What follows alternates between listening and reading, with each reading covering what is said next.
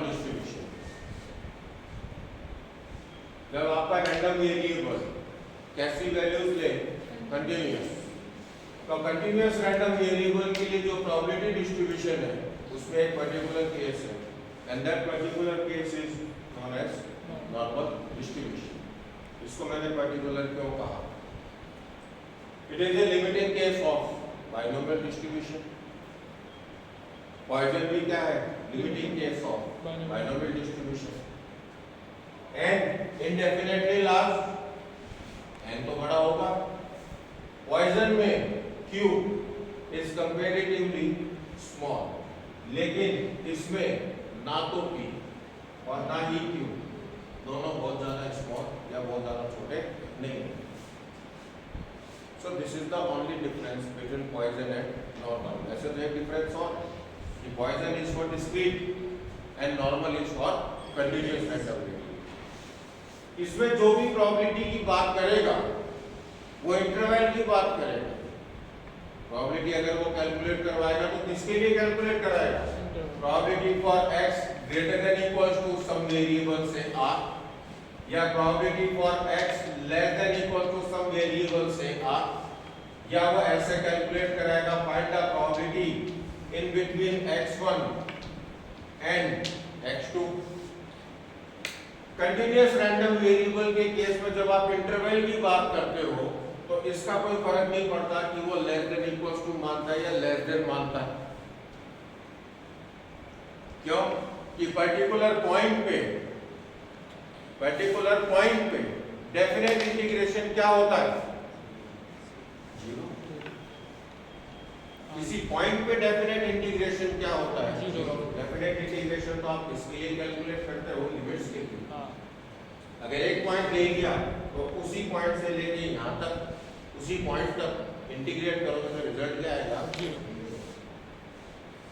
तो normal distribution is basically used when we have continuous random variable. It is also a limiting case of binomial distribution and is indefinitely large, but the probabilities are not so small. जो इसका PDF है, probability density function, this is denoted by fx 1 upon sigma under root 2 pi e की power minus x minus mu का whole square upon 2 sigma square. Now what is mu and sigma? These are the two parameters for normal distribution. Mu and sigma are the two parameters for normal distribution. Mu is mean and sigma is standard deviation. Clear? अब अगर हम किसी भी probability को calculate करते हैं और बार-बार अगर हम इस fx को यूज करते हैं तो हमारे लिए मुश्किल हो जाता है, क्योंकि बार-बार उस इंटरवल में क्या करना पड़ेगा? इंटीग्रेट करना पड़ेगा। अगर मैं इसको इंटीग्रेट करता हूं तो मुझे दिक्कत आएगी इसकी वजह से, क्योंकि e की पावर माइनस में x माइनस म्यू का होल स्क्वायर है, तो इसको कैलकुलेट करने में दिक्कत आती है। इसने क्या किया? एक सब्स्टिट्यूशन यूज किया, z यूज किया। z is equals to x minus mu upon sigma, तो z equals to x minus mu upon sigma, ये बन जाएगा e की power minus z square by 2। इसको एक नया फंक्शन मान लिया और अलग-अलग z के लिए, z की अलग-अलग वैल्यूज के लिए इसने टेबल से कैलकुलेट करके छोड़ दिया। तो हमें उस टेबल को यूज करना पड़ेगा, बार-बार इसको इंटीग्रेट करने की कोई आवश्यकता नहीं पड़ेगी। अब इसकी प्रॉपर्टीज क्या-क्या है? क्योंकि ये पीडीएफ है तो माइनस इंफिनिटी से इंफिनिटी x की सभी वैल्यूज के लिए जो प्रोबेबिलिटीज का सम होगा वो क्या होगा? 1। Now this is the curve for fx। आपका प्रोबेबिलिटी डिस्ट्रीब्यूशन कर्व कौन सा है? यही है। इंटीग्रेशन ऑफ fx dx का मतलब क्या हुआ? इस कर्व के अंडर में जितना भी एरिया आता है वो पूरा एरिया कितना होगा? 1। Now the second property is that this curve is symmetric about its mean। ये जो कर्व है ये सिमेट्रिक होगा किसके अबाउट? मीन के। जैसा मीन के इधर है वैसा ही मीन के इधर हो। तो अगर मैं इस आधे हिस्से की बात करूं तो टोटल एरिया कितना है? 1। तो ये आधा हिस्सा कितना एरिया कवर करेगा? 0.5। और इधर का आधा हिस्सा भी कितना कवर करेगा? x माइनस इंफिनिटी से इंफिनिटी हो सकता है, 0 से इंफिनिटी हो सकता है, या किसी वैल्यू से लेके आगे इंफिनिटी तक हो सकता है। तो मीन खिसकता जाएगा, इधर आएगा तो मीन इधर खिसक जाएगा। तो x की वैल्यू नेगेटिव से पॉजिटिव भी हो सकती है, पॉजिटिव से पॉजिटिव भी हो सकती है। ठीक है, यहां देखिए खास बात अब है, यहां पे x कितना?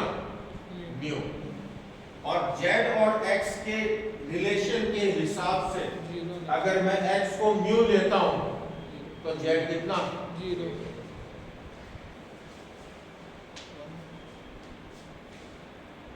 जिस मीन के अबाउट कर्व सिमेट्रिक होता है उस कर्व पे जो z वेरिएबल है वो कितना हो गया? 0। दैट मींस अगर मैं इधर आता हूं तो z की वैल्यूज क्या होंगी? नेगेटिव।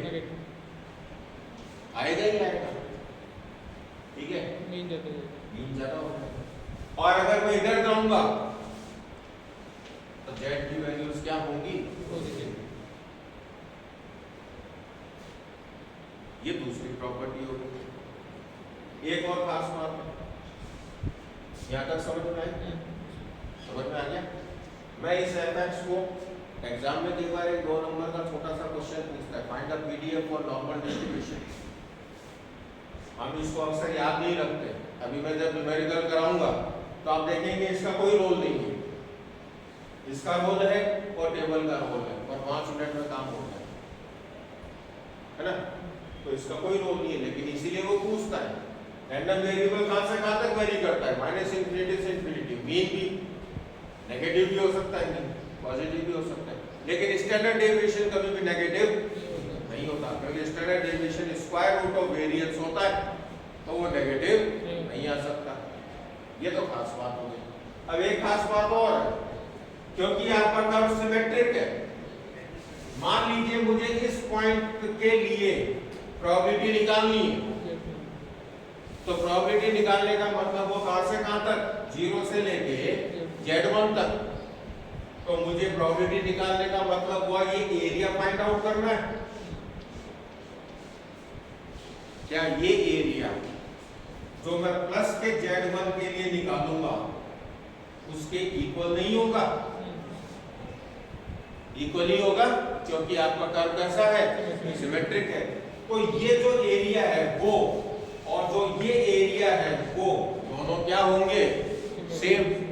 तो अगर मैं ये लिख दूं कि probability for minus z1 less than equals to z less than equals to 0 is equals to probability for 0 z less than equals to z1, तो क्या गलत होगा?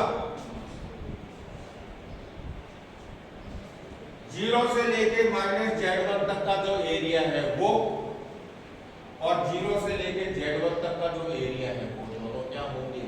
सेम।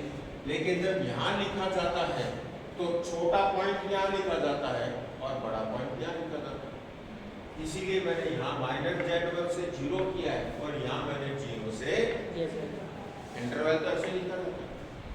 तो हम क्या करेंगे, सिर्फ एक हिस्से की टेबल इसने दे रखी है।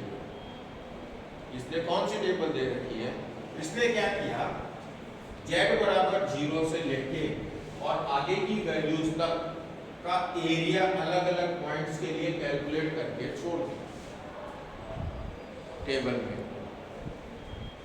पॉजिटिव वैल्यूज के लिए, और कुछ बुक्स में क्या किया, नेगेटिव वैल्यूज के लिए कैलकुलेट कर रखा और कुछ में दोनों के लिए कैलकुलेट कर। अब मैं आपको समझाता हूं कि टेबल का इस्तेमाल कैसे करना है। उससे पहले ये प्रॉपर्टीज और ये ग्राफ समझ में आ गया अच्छी तरह से? इसका क्वेश्चन एग्जाम में आएगा, इसका मीन भी कैलकुलेट करवाएगा, find the mean for normal distribution. उसमें एक चीज काम आएगी जो अपना सेकंड सेम में छूट गया था शायद, गामा हाफ काम आएगा। गामा पढ़ा थोड़ी था, पढ़ लिया था क्या? Gamma half is root pi, gamma half is root pi, और 0 से लेके इंफिनिटी e की power minus x square by 2 dx, इसको हमने गामा फंक्शन के हिसाब से इंटीग्रेट भी करना सीखा था। एक्स स्क्वायर को t मान लेना, फिर उसको गामा में कन्वर्ट कर लेना, है ना। तो इसने क्या किया, वो डायरेक्ट रिजल्ट यूज कर रखा है। किस केस में, जब मीन कैलकुलेट करवाए। तो जब हम मीन कैलकुलेट करेंगे तो इसको दोबारा देख लेंगे। फिलहाल ये खासियत है नॉर्मल डिस्ट्रीब्यूशन की, ये शॉर्ट पॉइंट से पूछने लायक।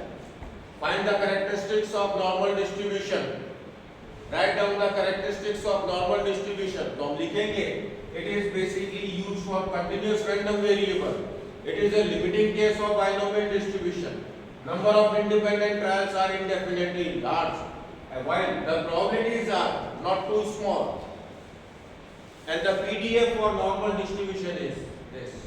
For our convenience we have substituted z as x minus mu upon sigma. Now what are the parameters for normal distribution? There are two parameters for normal distribution. One is mu and the second is sigma. What is mu? It is mean. What is sigma? It is standard deviation. Yeah. अब मैं बताता हूँ table कैसे पढ़ना। 1 के बाद बढ़ती शुरू होती है तेजी से, और जैसे थीटा बराबर पाई बाय 2 लाइन यही तो है 90 डिग्री पे, तो वो ग्राफ ऐसे चलेगा, ऐसे लगेगा कि अभी टच किया, अभी टच किया, अभी टच किया, लेकिन किसी ने अनंत देखा है क्या?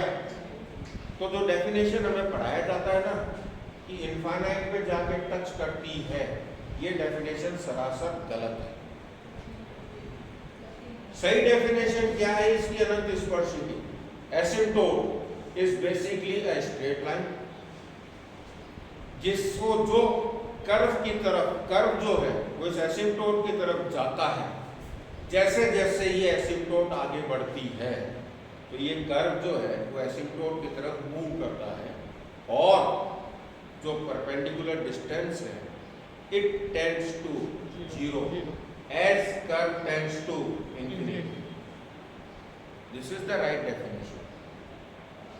अनंत पे जाके टच कर ले, ये समझाने के लिए आसान है, ये समझ आने में आसान है, लेकिन होता क्या है, जैसे ये एसिम्प्टोट हो गई, asymptote is a straight line, तो एक्स एक्सिस एसिम्प्टोट बन गई, बन सकती है।